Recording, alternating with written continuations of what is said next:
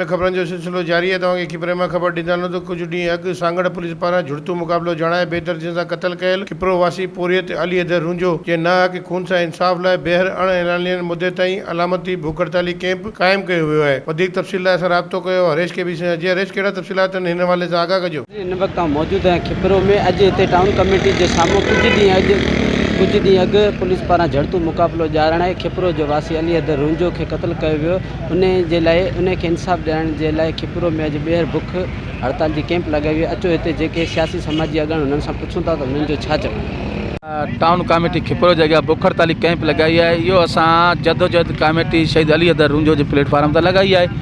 असां शहीद जे थियल नाहक पुलिस तां थियल नाहक खून जी इंसाफ़ जी घुर कयूं था। आज जी सिंध खां घुर कयूं था, चीफ जस्टिस ऑफ पाकिस्तान खां घुर कयूं था, CM सिंध खां घुर कयूं था ऐं असां अहिला अदालतनि खां घुर कयूं था त खिपरो जे पौरियत शहीद अली हैदर रुंजे जे थियल नाहक खून सां इंसाफ़ कयो वञे ऐं पुलिस पंहिंजे पटे भाउ खे बचाइण लाइ आहे त असां अदालतनि खां इहो इंसाफ़ जी उमेदु कयूं था ऐं अदालतूं असां सां इंसाफ़ कंदियूं। जेका असां अॼु भुख हड़ताल जी कैंप लॻाई आहे इहा शहीद अली हैदर रुंजो जे कातिलनि खे गिरफ़्तार करे ऐं उनखे कानून जे कटड़े में आणण जे करे ऐं अदालती कमीशन जोड़ण जे हवाले सां असां भुख हड़ताल कयूं कई आहे। ऐं असां इन जे तवस सां ऐं मां पीपल्स पार्टी शहीद भुट्टो जे प्लेटफॉर्म ते ऐं इहो आला अख़्तरनि खां मुतालबो कयां थो त इन जे कातिलनि खे गिरफ़्तार कयो वञे ऐं इन्हनि ते केस दाख़िल कयो वञे, अदालती कमीशन जोड़ी वञे। जेके अली हैदर जे खून सां इंसाफ़ न थियो न त इंशाअल्लाह अवामी ऐं जे मेड़ खां गॾिजी असीं हली असीं उनजो हक़ वठण लाइ असीं एहतजाज ऐं धरना जारी रखंदासीं। इहा जॻह असां लॻाई आहे। असांजी एहतजाज मुस्तक़िल हलंदो रहियो आहे। प्रेस कॉन्फ्रेंस में एहतजाज वग़ैरह ॿियनि ज़िलनि में असांजी सिंध में असां एहतजाज ख़तमु कोन कयो हो ऐं असां इहो अॼु कोई असांजी अलामती भुख हड़ताल ऐलान कयो आहे।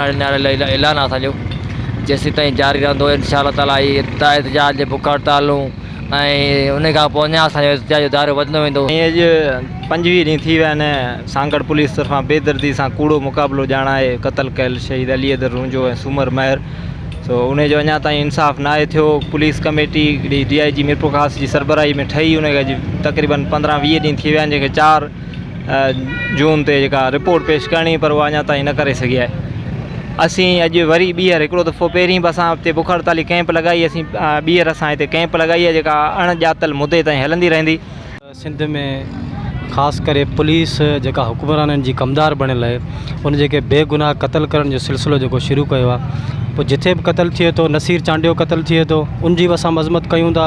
सूमार महर जेको बेगुनाह क़तल थियो उनजी बि असां मज़मत कयूं था। हीअ अली हैदर रुंजो जदोजहद कमेटी जे प्लेटफॉर्म तां जेको अॼु भुख हड़ताल कैंप लॻाई वई आहे, अवामी तहरीक जो भरपूर साथ रहियो आहे। पहिरीं कैंप लॻाइण जो असांजो मक़सदु इहा आहे त जेका तहक़ीक़ाती टीम CM जेका DIG मीरपुर ख़ास जी अॻुवाणी में जोड़ी वई उन ते असांजो पहिरीं जेका बेइतमादी आहे माइटनि जी वारस जेके बि सभु बेइतमादी आहे उहा जेका कमेटी जोड़ी वई आहे उहा असांजी कॾहिं बि शफ़ाफ़ जांच न कंदी। हीअ बेगुनाह जेके क़तल कया विया आहिनि पुलिस ॼुड़तू मुक़ाबलो ॼाणाए असां इन जो मुतालबो कयूं था त अदालती जांच कराई वञे। जी नाज़रीन, हिननि जी अॻुवाणी जो तव्हां ॻाल्हियूं ॿुधियूं। हिननि जो चवणु आहे त जेसीं ताईं अली हैदर रुंजे जे खून सां इंसाफ़ न थींदो तेसीं ताईं असांजी कैंप जारी रहंदी। कैमरामैन गुलाम शबीर सां गॾु हरेश KBC अवामी न्यूज़ खिपरो। वधीक ख़बरनि ऐं तफ़सील जे लाइ विज़िट कयो असांजी वेबसाइट awamiNewsHD.com ऐं ॾिसंदा रहो अवामी न्यूज़ HD।